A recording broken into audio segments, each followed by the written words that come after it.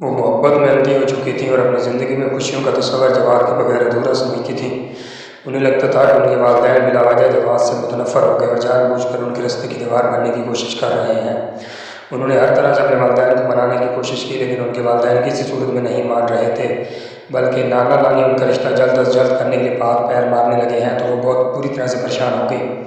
گھر کے حالات کے بارے میں جواد کو آگاہ کرنا بہت ضروری ہو گیا، لیکن مصیبت یہ تھی کہ نانا ان کے گھر سے نکلنے پر شدید پابندی لگا رکھی تھی، لیکن جواد سے ملنا بھی بہت ضروری تھا۔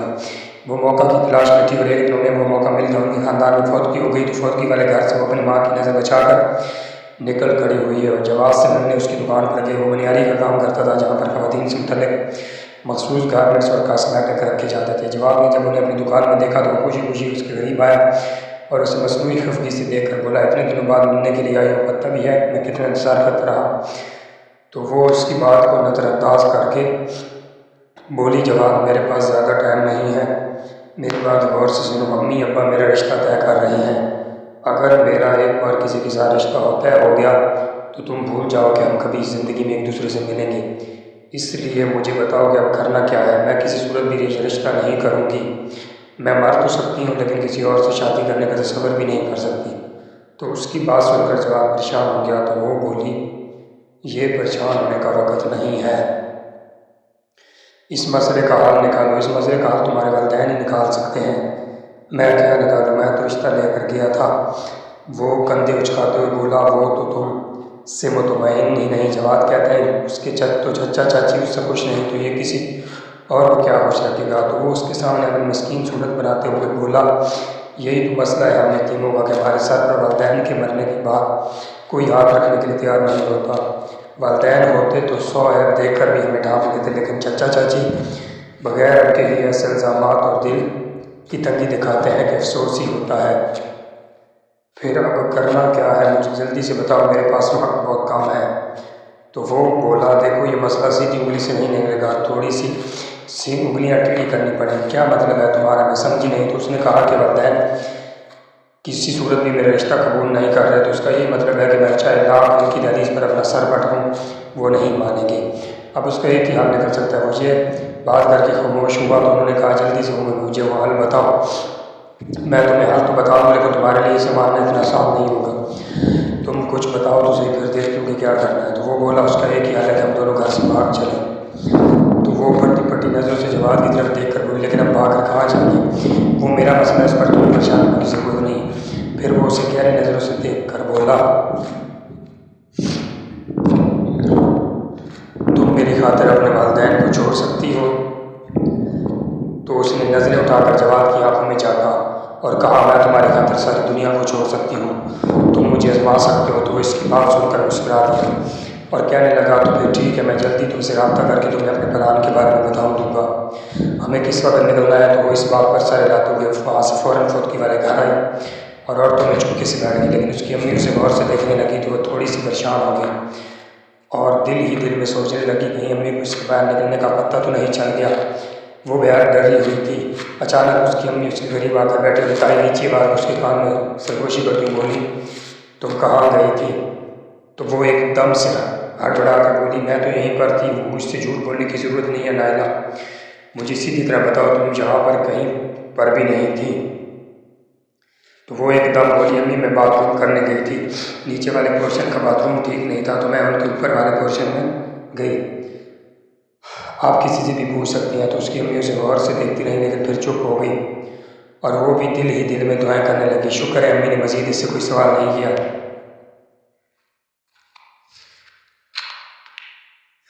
اب وہ یہ ڈر رہی تھی کہ خدا نخواستہ اگر امی نے کسی یہاں پر پوچھ لیا تو اس کا تو پانڈا کھل جائے گا، لیکن خیر رہی اور وہ اور اس کی امی گھر واپس آ گئے۔ اب امی کو شدت سے اس بات کا انتظار تھا کہ جواد سے کب الٹیمیٹم دیتا ہے، اس نے اپنا چھوٹا چھوٹا سامان ایک جگہ پر جمع کرنا شروع کر دیا تھا اور پھر جب جواد نے اسے پیغام بھیجا تو اس نے ایک چھوٹی سی گٹری اپنے موبائل میں دابی اور چپکے سے رات کو گھر سے نکل آئی۔ وہ بہت خوش تھی کہ وہ اپنے من پسند ہمسفر کے ساتھ اپنی زندگی شروع کرنے والے۔ انہوں نے راتوں رات ہی وہ شہر چھوڑ دی اور کراچی چلے آئے۔ یہاں پر جواد نے اپنے دوست کے توسط سے ایک کمرے کا گھر لیا اور وہ دونوں اس میں رہنے لگے۔ جواد نے یہاں پر ایک کریانے کی دکان شروع کی اور اس کا کام اچھا چل نکلا، لیکن اسے اس بات پر بڑی حیرت ہوتی تھی کہ اس دکان اچھی طرح چل رہی ہے لیکن اس کے باوجود جواد بہت کم ہی پیسے اسے لا کر دیتا تھا۔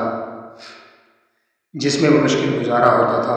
شروع میں مارے جھجک کہ وہ نہ بولی، لیکن جب انہوں نے مجھے جنم دیا تو پھر انہیں ہر چھوٹی چھوٹی بات پر تنگی کا احساس ہونے لگا۔ وہ مجھ پر بھی کوئی خاص پیسے خرچ نہیں کرتے تھے اور نہ ہی میرے لیے کوئی خوشی سے چیز لے کر آتے تھے۔ شادی کا جو ایک خوبصورت سپنا امی نے ابا کے سنگ دیکھا تھا وہ آہستہ آہستہ ٹوٹ کر بکھر گیا تھا۔ ابا صرف ہمیں مالی تنگی نہیں دیتا تھا بلکہ زبان کا بھی بہت ہی گندا انسان تھا۔ وہ ذرا سی بات پر ہاتھ اٹھانے اور گالیاں دینے سے گریز نہیں کرتا تھا، اور اگر کبھی امی اس سے پیسے مانگ لیتی تو اس دن تو ہمارے گھر میں ایک ہنگامہ سمجھ جاتا۔ امی حیران ہوتی تھی کہ اس کی دکان اتنی شاندار چل رہی ہے تو آخر وہ یہ سارے پیسے کہاں اڑاتا ہے۔ تو ان کے علم میں جلد یہ بات آ گئی کہ وہ تو پکا جواری ہے، جو کچھ کماتا ہے وہ جوئے پر لگا دیتا ہے۔ تو اب امی کو خیال آنے لگا کہ ان کے والدین جواد کو کیوں ناپسند کرتے تھے، اور اس کے چچا چچی بھی اس کے ساتھ اس لیے الیکٹ سلیکٹ نہیں کرتے تھے کیونکہ وہ ایک بارے میں بہت اچھے سے جان گئے تھے۔ لیکن ایک پٹی امی کی آنکھوں پر بندھی رہ گئی جو اب کھلی، لیکن نہ تو اب اس کے لیے پیچھے جانے کا کوئی راستہ بچا تھا اور نہ ہی وہ آگے جا سکتی تھی۔ اب وہ ایک بند گلی میں کھڑی تھی کیونکہ ان کی گود میں پڑ رہی تھی۔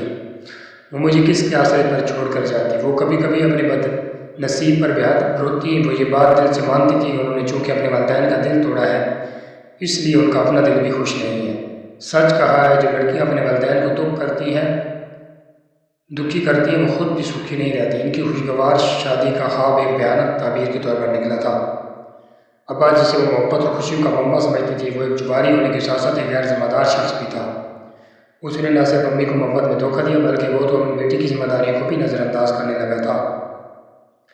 امی کو جب یہ معلوم ہو گیا کہ ابا ہر روز جوا کھیلنے جاتا ہے اور جو بھی پیسے کماتا ہے وہ اسی میں ضائع کر دیتا ہے تو اس نے ابا کو سمجھانے کی بہت کوشش کی، لیکن وہ ٹس مس نہ ہوا۔ وہ چاہتی تھی کہ کس طرح ابا اپنی عادتیں چھوڑ دے اور ایک اچھی زندگی گزارے، مگر ابا پر کوئی اثر نہ ہوا۔ اس نے اپنی عادت کو بدلنے کی بجائے اور بھی شدت سے جوا کھیلنا شروع کر دیا تو امی کا دل ٹوٹ گیا۔ وہ سوچتی کہ اگر اس نے اپنے والدین کی بات مانی ہوتی تو شاید آج اس کی زندگی اتنی تکلیف دہ نہ ہوتی، مگر اب سب کچھ برباد ہو چکا تھا۔ امی کی زندگی کی طرح گھر کے حالات بھی دن بدن سے بدتر ہوتے چلے جا رہے تھے۔ ابا نے ان کی چھوٹی چھوٹی خوشیوں کو اپنے جوئے کی بھیڑ چڑھا دیا۔ وہ جو زیورات اور پیسہ لے کر اپنے والدین کے گھر سے نکلی تھی اس میں سے اس نے گھر کے لیے ساز و سامان خریدا تھا اور باقی پیسے اور زیورات ابا کے حوالے کر دیے تھے، جن کے بارے میں ابا نے انہیں پھر کبھی بھی نہیں بتایا کہ وہ کہاں خرچ ہوئے۔ اب تو کچھ عرصے سے ان کی دکان بھی صحیح نہیں چل رہی تھی تو انہوں نے گھر کی ہر قیمتی سامان کو جوا کھیلنے کے لیے بیچ دیا۔ امی ان حالات پر نہ صرف شدید کڑنے لگی بلکہ اب وہ پچھتاتی بھی تھی کہ اس نے اپنے والدین کی محبت اور اعتماد کو توڑ کر یہ غلط فیصلہ آخر کیوں کیا۔ ان کی زندگی کی مشکلات میں اس وقت مزید اضافہ ہوا جب میں پیدا ہوئی، لیکن ابا نے اپنی روش نہ بدلی۔ اب میں بڑی ہو رہی تھی اور امی مجھے سکول داخل کروانا چاہتی تھی، مگر ابا کو پرواہ بھی نہیں تھی۔ تو امی ایک دن تنگ آ کر ابا کو کہا کہ میں نے جب سے تمہارے ساتھ زندگی شروع کی اپنے لیے کچھ نہیں مانگا اور نہ ہی تم سے کوئی ڈیمانڈ کی ہے، لیکن اب ہماری ایک بیٹی اور میں نہیں چاہتی کہ وہ چھوٹی چھوٹی خوشیوں کے لیے ترسے۔ جب تک وہ چھوٹی تھی میں نے تب بھی تم سے کچھ نہیں مانگا، لیکن میں یہ چاہتی ہوں کہ میری بیٹی پڑھ لکھ کر اپنے پیروں پر کھڑی ہو جائے اور تعلیم اس کا بنیادی حق ہے۔ تو بس اس نے اس کی طرف دیکھ کر کہا کوئی ضرورت نہیں ہے اسے تعلیم دلوانے کی، مدرسے بھیجاؤ کافی ہے، میں نہیں چاہتا کہ کل یہ بھی تمہاری طرح ہمارے منہ پر کالک لگا کر بھاگ جائے۔ امی نے جب پہلی بار ابا کے منہ سے یہ طعنہ سنا تو انہیں لگا جیسے ان کے پیروں تلے سے زمین ہی نکل گئی تھی۔ یہ وہ شخص تھا جس کی محبت میں انہوں نے اپنے گھر کی دہلیز پھیلا دی اور آج وہی شخص اٹھ کر انہیں گالی دے رہا ہے۔ تو اس دن وہ پھوٹ پھوٹ کر روئی۔ انہیں لگا اس کے ابا اور اماں کے درمیان جو تھوڑی محبت تھی وہ بھی ختم ہو چکی ہے۔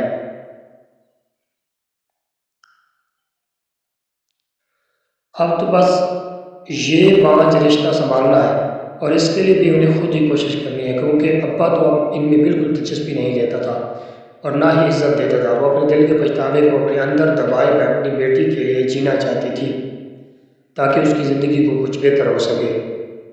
وہ اکثر سوچتی کہ اگر وہ اپنے والدین کی بات مان لیتی اور اپنے خوابوں کی حقیقت پر فوقیت نہ دیتی تو شاید مجھے یہ دن نہ دیکھنے پڑتے۔ وہ گہری سوچ میں ڈوبی اپنے ماضی کے سیاہ اور آگ کو پلٹ رہی تھی کہ اچانک میں نے انہیں وہ ختم کیا تو وہ ماضی سے نکل کر حال میں آ گئی اور میری طرف دیکھ کر بولی تم فکر نہیں کرو، میں تمہاری فیس کا کوئی نہ کوئی انتظام کروں گی۔ کہاں سے کرے گی؟ اب کیا میری خاطر آپ لوگوں کے آگے ہاتھ پھیلائیں گی؟ کون دے گا آپ کو میری فیس کے پیسے؟ تو وہ زخمی نظروں سے میری طرف دیکھ کر بولی خدا نہ کرے کہ مجھے کسی کے آگے ہاتھ پھیلانا پڑے۔